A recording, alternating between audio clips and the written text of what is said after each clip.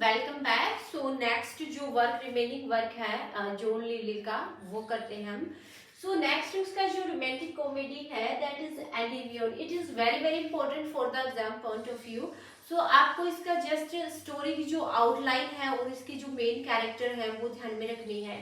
सो एंडिवियन है, इसका full title है the man in the moon. इसका पब्लिकेशन है 1588।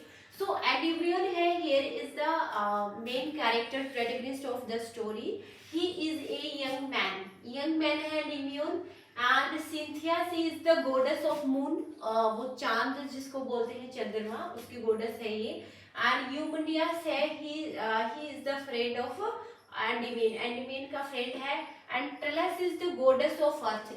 And she loves to एंडीम्यून। सो पहले सिंथिया से पहले जो टेलस है सी ऑल्सो लव्स टू एंडीम्यून।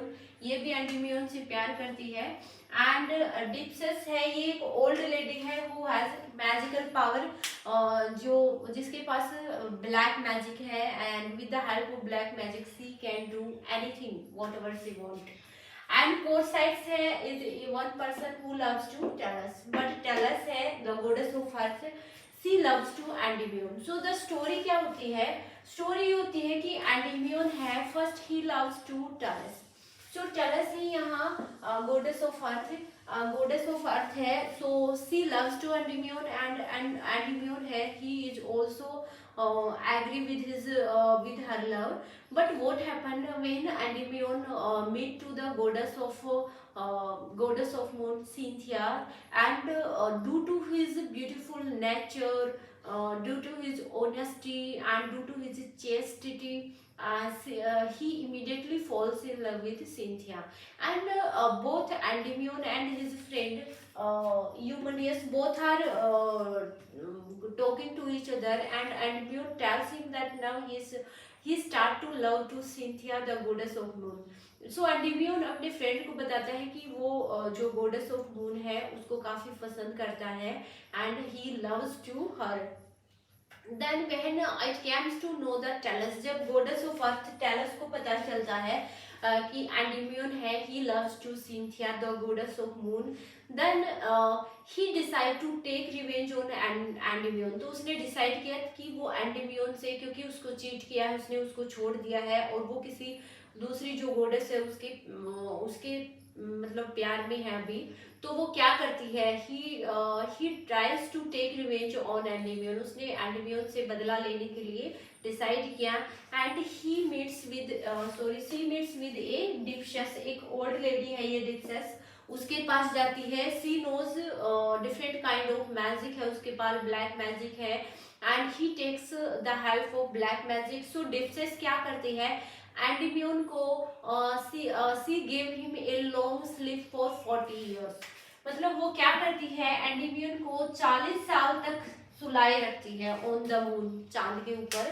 तो डिप्सस है अपनी स्पेल, जो म्यूजिकल स्पेल है, जादू है, उसकी सहायता से she kept on Endymion continuously for 40 years on the moon. तो वो एंडीमियन को लगातार 40 साल तक उसको कंटिन्यू स्लीप दे देती है अपनी मैजिक की सहायता से। और एंडीमियन जब सोया हुआ होता है and when it comes to know to the Cynthia, जब सिंथिया को पता चलता है उसकी कि एंडीमियन है, she is slept by any magical spell, तो वो अपने जो दोस्त होते हैं, अपने जो उसके कोर्ट में जितने भी सर्वेंट थे, उनको इन्फॉर्म करती है कि please go to the different places and cure, उसका इलाज ढूंढ के लाइए कि एंडीमियन कैसे भी उठ जाए। तो लास्ट में जो उसके सर्वेंट है वो डिफरेंट प्लेसेस पे जाते हैं, सभी जो है कोई किसी जो ज्यादा एक्सपीरियंस पर्सन है उसके पास जाता है, लेकिन लास्ट में जो एंडीमियन का फ्रेंड यूमेडियस है ये आता है और ये बताता है कि वहन जो सिंथिया है she kiss to Endymion, he will immediately wake up, कि वो उसको अगर Endymion she give him a kiss then she will definitely wake up, वो उड़ जाएगा। देन सिंथिया क्या करती है, ही गिव हिम ए किस एंड एंडीमियन है, ही इमीडिएटली वेक्स अप, वो उड़ जाता है।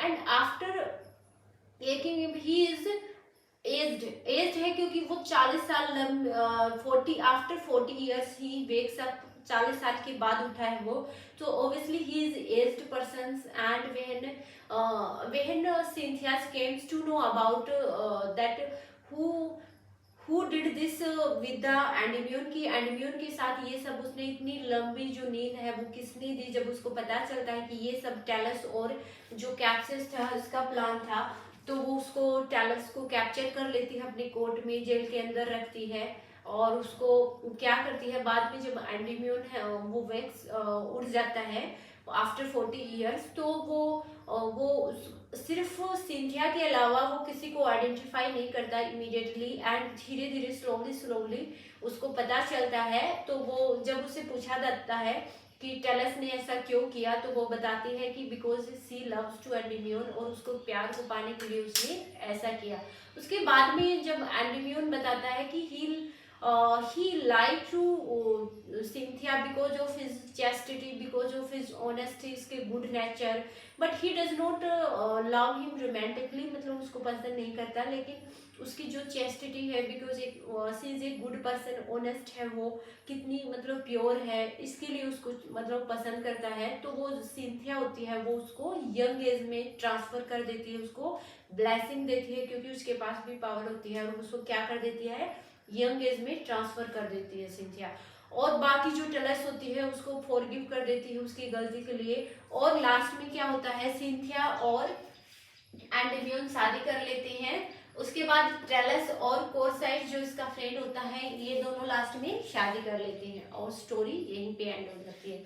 तो ये सिर्फ इतनी ही स्टोरी थी। आपको मेन जो प्लॉट लाइन है वो ध्यान में रखनी है कि एंडीम्यून है he loves to Cynthia, goddess of the moon, क्योंकि इसमें एक बार सिंथिया कैरेक्टर पूछा गया था एग्जाम में, नेट के एग्जाम में क्वेश्चन आया हुआ है कि Cynthia character is belong to, और यहाँ जो प्लेज है कॉमेडी है उसके नाम दे रखे थे, रीडर कैरेक्टर्स दे रखे थे, तो मैच द फॉलोइंग में दे रखा था ये क्वेश्चन, ठीक है। तो आपको ध्यान में रखना है, यहाँ सिर्फ मैंने मेन कैरेक्टर्स लिखे हैं, इसमें माइंड में बहुत सारे कैरेक्टर हैं, बट वो एग्जाम पॉइंट ऑफ व्यू से बिल्कुल भी इंपॉर्टेंट नहीं है, ठीक है। अब इसके कुछ कॉमेडी ऐसी है, सिर्फ आपको कॉमेडी का टाइटल ध्यान में रखना है, ठीक है, टाइटल अकेला ध्यान में रखना है आपको, you not need to go into depth में जाने की जरूरत नहीं है, सिर्फ टाइटल ध्यान में रखना।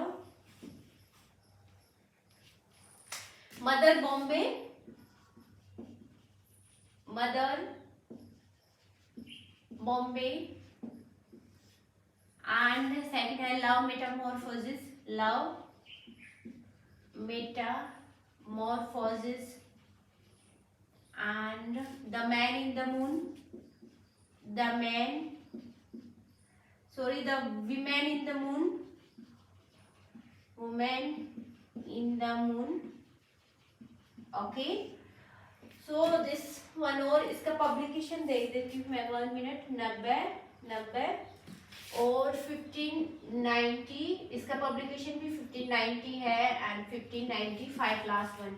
सो ये तीनों जो कॉमेडी है सभी इसमें कॉमेडी लिखी है, रोमांटिक कॉमेडी है, कुछ प्योर कॉमेडी है, तो सिर्फ आपको ये ध्यान में रखना है इन तीनों जो ये कॉमेडी है सिर्फ इसका टाइटल याद रखो, आपको डेप्थ में जाने की जरूरत नहीं है। आज तक कभी क्वेश्चन नहीं आया है यहाँ से, सिर्फ टाइटल वो पूछ लेते हैं, मैच द फॉलोइंग में कभी कभी पूछ लेते हैं, तो आपको ये पता होना चाहिए कि ये वर्क है वो जॉन लिली का है, ठीक है। सो यही इसी के साथ जॉन लिली है, ही इज कंप्लीटेड हियर।